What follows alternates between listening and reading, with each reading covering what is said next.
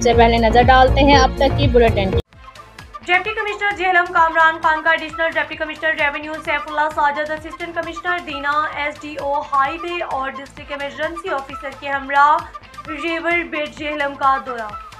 कैदियों की सहूलत के लिए बख्शी खाना को अपग्रेड करने, बख्शी खाना इमारत पर लाइटिंग और सफाई सुथराई की हदायत जारी की। डिप्टी कमिश्नर ने कहा कि बख्शी खाना को पेंट करके वॉशरूम्स की हालत जार भी संवारी जाए। इन्होंने महकमा बिल्डिंग को लाइट्स और इमारत की मरम्मत के काम की हदायत भी जारी कर दी।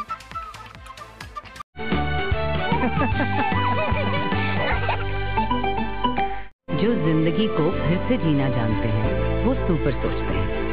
सुपर नहीं तो 4G नहीं, जैज़ सुपर 4G।